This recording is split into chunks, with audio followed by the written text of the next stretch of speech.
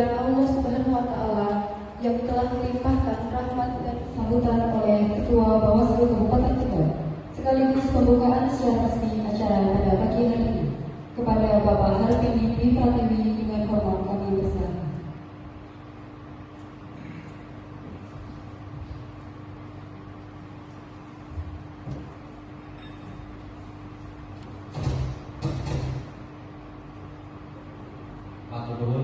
Membawa salam bagi kita. Bismillahirrahmanirrahim. Assalamualaikum warahmatullahi wabarakatuh. Salam sejahtera untuk kita sekalian. Om Swastiastu, Namo Buddhaya, salam kebajikan. Sekarang naik level menjadi anggota Bawaslu Kabupaten Tegal. Sekarang mengampu divisi hukum dan penyelesaian sengketa. Jadi acara ini terkait dengan penyelesaian sengketa menjadi PIC-nya Mas Ahmad Marsuki. Kemudian di sebelah kiri Mas Farid Bani Ajam. Yang hari ini kita mendapat undangan dari teman-teman Kabupaten Tegal terkait dengan pencegahan potensi sengketa. Saat ini kita sedang memasuki tahapan pencermatan menjelang penetapan DCT. Nanti masih bulan November tanggal 3. Tetapi tiap hari kita melakukan pencermatan itu, tujuannya agar potensi-potensi sengketa yang kemungkinan akan muncul itu bisa diminimalisir. Alhamdulillah sih di Jateng sendiri sampai kemarin penetapan DCS tidak ada satupun sengketa, baik itu di tingkat provinsi maupun di tingkat kabupaten kota. Yang ada hanya ada dua terkait pelanggaran administrasi, yaitu di Kabupaten Kebumen dan Kabupaten Grobogan, tetapi bukan melalui mekanisme sengketa, tapi melalui penanganan pelanggaran administrasi. Untuk sebagai upaya melakukan pencegahan, saat ini kita sedang mencermati hal-hal krusial, isu-isu krusial terkait dengan potensi pencegahan, terutama ada profesi-profesi tertentu, ya. Terus ada mantan narapidana, terus kemarin terkait dengan tidak tercantumnya di DCS. Itu kita petakan sebagai potensi sengketa. Tetapi yang tidak tercantum di DCS itu kemarin sudah dilakukan mekanisme penanganan pelanggaran administrasi. Yang paling rawan itu kan sebenarnya terkait dengan profesi-profesi tertentu. Misalnya ada kepala desa, perangkat desa yang sudah mengajukan surat pengunduran diri, tetapi belum ada SK pemberhentian. Hampir di semua kabupaten itu ada profesi-profesi itu.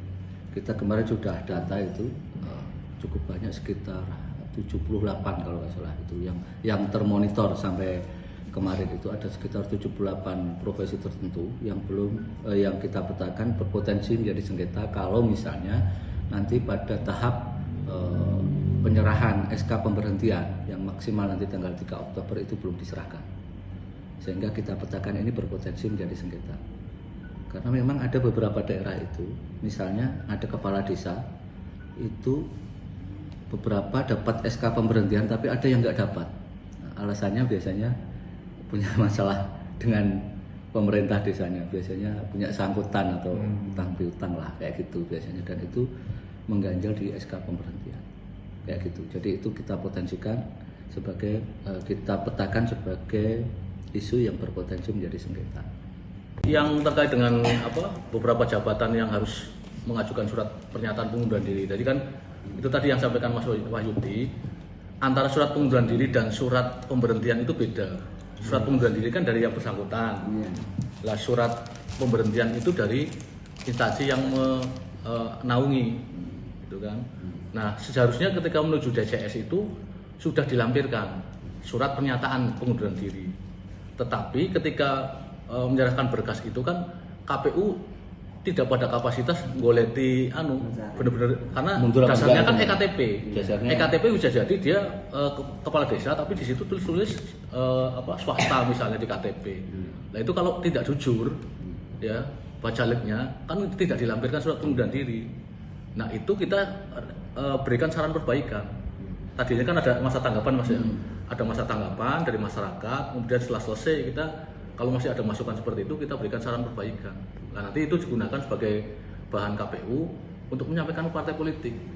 Karena kan kalau itu tidak melampirkan itu kan harusnya TMS Mas ya, tidak masuk ke DCS. Tapi karena sudah kadung masuk DCS, baru termonitor bahwa oh ternyata pekerjaan aslinya kepala desa, perangkat desa, BPD. Ya mau BPD. Banyak yang nggak terpantau. Banyak karena dasarnya KTP, administrasi aja. Administrasi aja. Jadi kadang kemarin itu kita Kalau di sana nggak? yang di sini ada. Sementara ini banyak kan anggota BPD, perangkat desa, kepala desa. Biasanya Jadi yang ASN itu banyak kan sudah paham aturannya. Tapi fenomena yang ada ini datanya kan ada ya, sudah kita rekomendasikan ke KPU. Jadi kepala desa, perangkat desa, anggota BPD yang ternyata memang belum mengundurkan diri, meskipun di silonnya kita itu kan nggak bisa akses langsung, karena yang bisa mengakses langsung itu kan teman-teman KPU. Jadi makanya kan di tingkat RI sekarang KPU sedang gugat itu terkait dengan bagaimana memberikan akses ke silon. Silon itu yang bisa lihat cuma KPU. Lah, bagaimana kita bisa melakukan pengawasan ketika kemudian kayak tadilah berkas.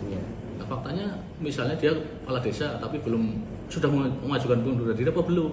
Lah kan harus lihat di silonnya, lampirannya. Nah itu ada pembatasan itu dari KPU. Makanya Bawaslu RI kemudian yang masih kemarin mengajukan mengajukan ke DKPP, biar nanti bisa mengakses silon. Karena kan itu bagian dari keterbukaan kan sebagai penyelenggara pemilu, informasi publik. juga bisa. Jangan lupa follow, like, dan subscribe sosial media Tribun Pantura.